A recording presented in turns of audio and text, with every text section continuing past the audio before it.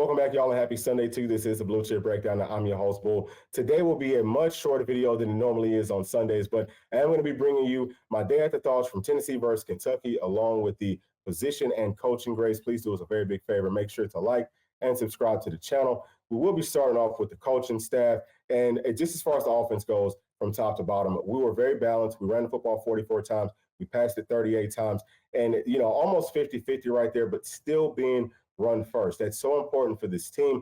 I love the different route combinations that we had. Nico had plenty of opportunities to throw the football down the field. He also had plenty of checkdowns. We saw the running backs and tight ends being utilized out of the backfield, and it looked like Nico was actually looking for them a little bit more than he has in previous games. So all those things are great. We kept in extra blockers whenever we needed to. We were able to run the football to the inside, to the outside with zone schemes, man schemes, power schemes, and read option stuff with Nico kind of keeping the football himself. All of that, Nico being able to roll out, all that type of stuff. It looked really good. So I think that just in looking at the not the execution, but just the play calling, the route combinations, all that type of stuff, it looked really good. Something else that I do want to kind of touch on is that even with our quick wide receiver screens, there's some wrinkles to that now. You know what I mean? Like, we've added some stuff to that. So that's really big, just because there's other things that can happen off of that, which is going to be big for us moving forward, versus teams like Georgia or, in the playoffs, things like that. We have to have some more wrinkles.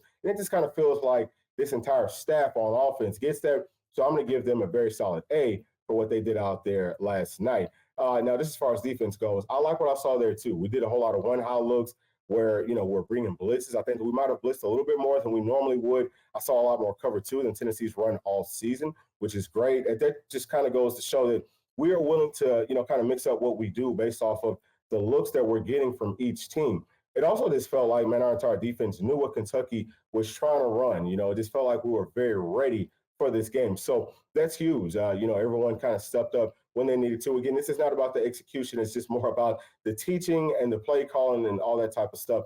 But I love the entire game plan, especially bringing the pressure to the right side more with that backup right tackle, because Gerald Mincy didn't play. He's a redshirt freshman.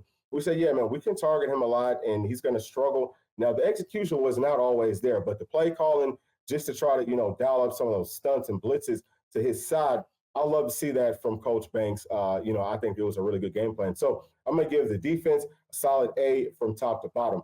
Now, this as far as Coach Heupel, okay? Offense gets an A, defense gets an A. So he's going to be, somewhere in that same ballpark. As far as special teams go, something that I do want to touch on is, us continuing to go back to Max Gilbert. I think that was big because we knew that we were going to win this game. So, Coach Heupel needed to make sure that Gilbert understood, hey, look, we still have confidence in you, regardless of if you're missing these field goals or not, because at some point this season, we're really going to need him. You know what I mean? He's going to have to come through in the clutch, and I think that was really big. So while some, Vol fans might have said, well, maybe we should have just been going for it on fourth down situations, I love the simple fact that we knew, hey, we're going to win this ball game. Let's start to build towards our future, not just with offense and defense, but also with the special teams. And I think that the game was managed very well by Coach Heupel, so I'll give him an A as well. Now let's talk about our offensive line. Everyone with the star next to their name is going to be one of the stars on the offensive line. And I always just focus on the pressures. I know some people like to look at the actual PFF grades. I take that type of stuff with a grain of salt. But if you just kind of go through right here, right? So we'll start off at the top. Cooper Mays, he gave up 0 sacks, 1 hurry, and 1 pressure. The hurries and the pressure usually coincide. I think that that's like the same thing with Pro Football Focus. It's the same thing inside of my mind. On down to Lance Hurd, no sacks given up. Spraggs, no sacks given up. Carrick, Campbell, and even Dane Davis. So, and then too, even Jackson Lampley. So Pro Football Focus is not crediting our offensive line with any sacks given up. Now, Nico was sacked technically twice, but there's no sacks, even if you come all the way down to the bottom. There's no sacks, period. So, again, that just kind of goes back to Pro Football Focus. But my whole point in saying that is that I feel like, we are coming a long way with the pass protection. It's looking a lot better, especially Lance Hurd. He's a guy that people say, man, we don't know if he was worth, like whatever NIL money Tennessee put into him, but he most definitely is. He's starting to kind of come into his own. I feel like he was just out of shape. Now he's back in shape, and we're seeing him be a lot more dominant. The entire left side, I think, looks really, really good. Cooper Mays looks good. Spraggs looks really good. There was a couple of times where I did see John Campbell maybe getting beat some to the inside initially off of the snap, but he was able to kind of, get himself back into the right spots And Nico did a really good job with his pocket presence. We haven't gotten to him quite yet, but I like what I saw from the entire offensive line as far as pass pro goes. Now, with run blocking, it looked good there too.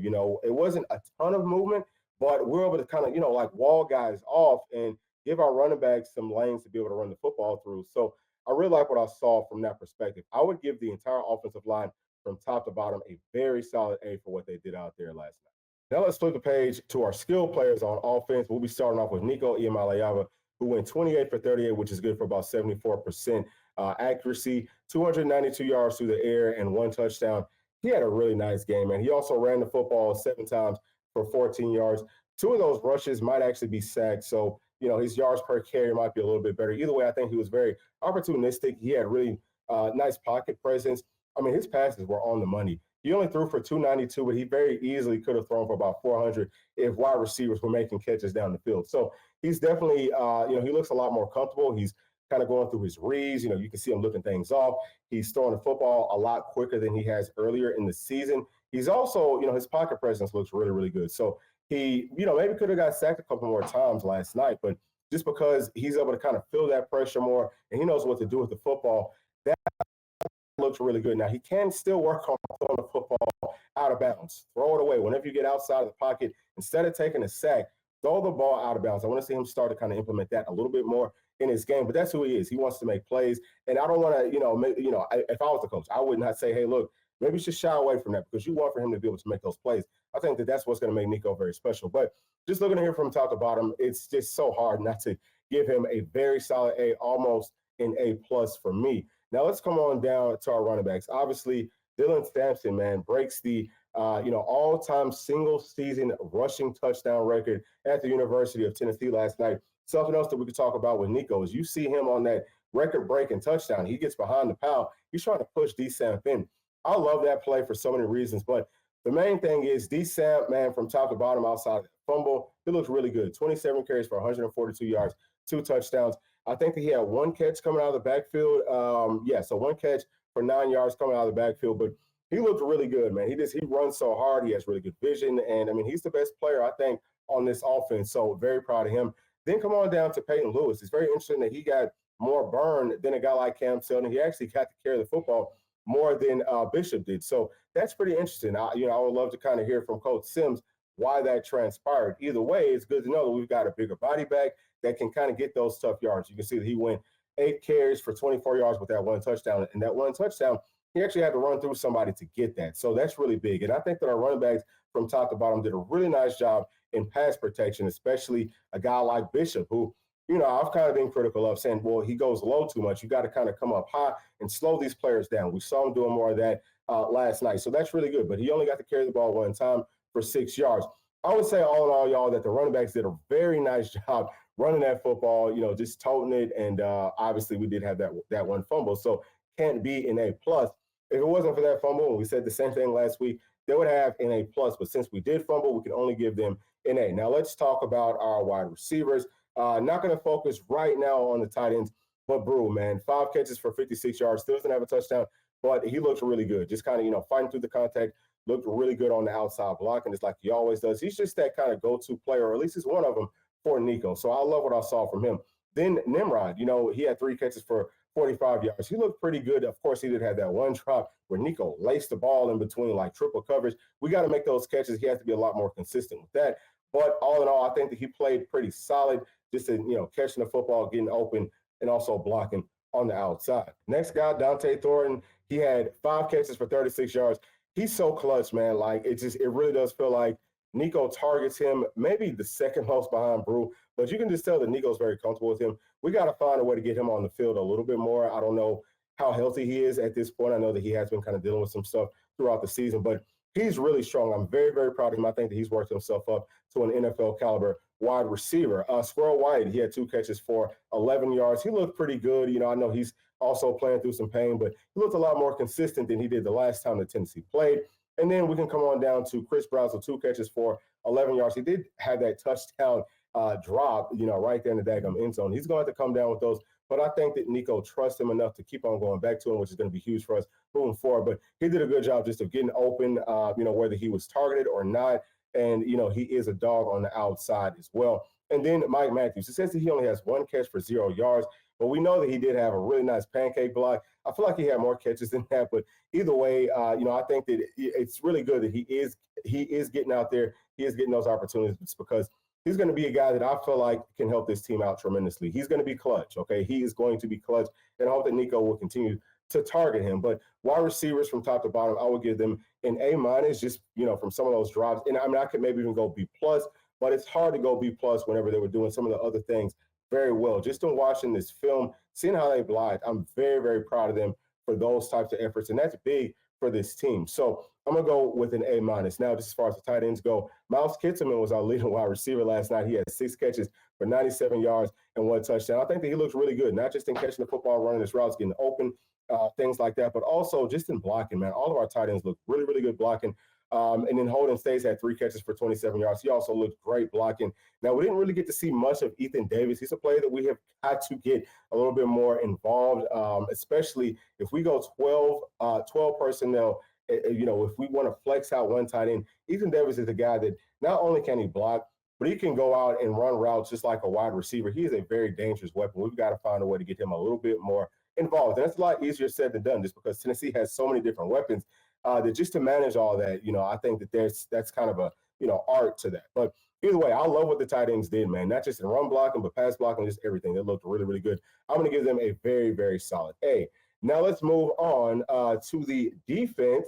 And what we're going to see right here, actually, you know what? We can start off with our linebackers. Typically, we will be starting off with our guys up front, but I like what our linebackers did. This was a game that I felt like was going to be much more of a challenge for them because Kentucky is a team that there's no real secret to what they want to do. It's not a whole lot of misdirection stuff. There is some element of that to their game, but really it's, hey, we're going to run the football right here. Can you stop it or not? Will you be physical enough to come meet us in the hole and, be able to get off the blocks and things like that?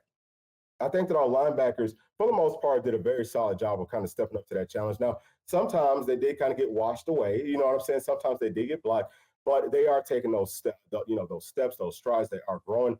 I really like what I saw from AC, who was our leading tackler last night. I think that, dude, listen, Jalen Smith played very well. I'm actually very proud of him. He might have actually, maybe right behind Arion Carter, he might have played the best or the second best, with all of our linebackers. He played very, very well. Jeremiah Telander also looked good. He just has to do a little bit of a little bit better job of not getting blocked as much.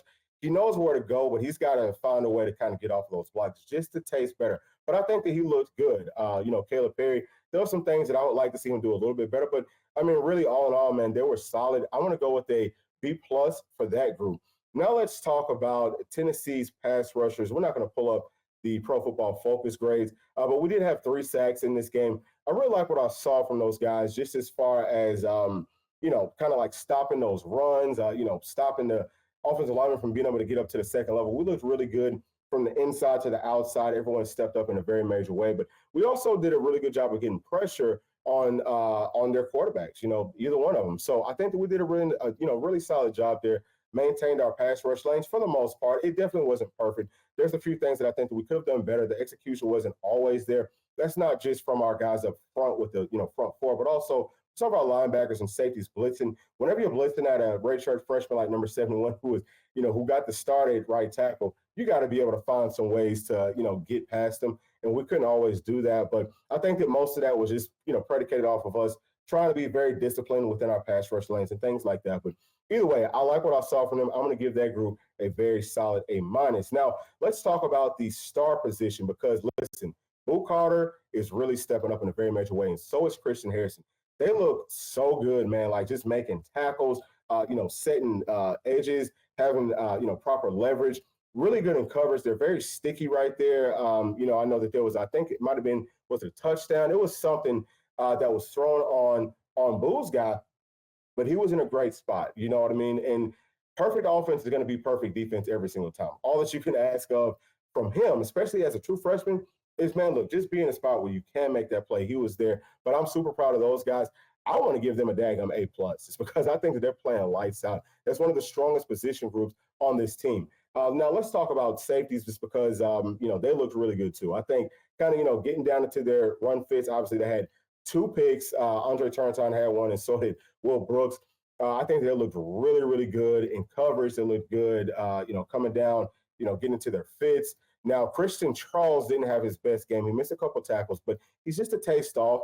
I think that Kobe Thomas looked really good too. So that's a group right there, man. I want to give them an A plus, but I just can't because some of those tackles that were missed by Christian Charles, it was, I think that he gave up first downs on that. So I can't go A plus, but I will go with a solid A. Now, this as far as the cornerbacks go, man, listen, I think that even though, J Mac gave up that touchdown, again, he was in a perfect spot. I think Ricky Gibson, really all of our guys playing at corner, they were in really good coverage. You have to look at the coverage that they're playing because sometimes they're playing a deeper coverage and passes were, thrown on them underneath. So it's almost impossible to even stop those types of plays because that's not their job. Their job is to stop all the deep stuff. But I'm saying all that just to say, within the scheme of what they were asked to do, I like what they did. I think that they played very, very well. They were, very physical, very willing to come up and help us out, stopping runs and things like that. They play with proper leverage. They play with that dog, with that fight that they always do. I'm going to give them a very solid A. So,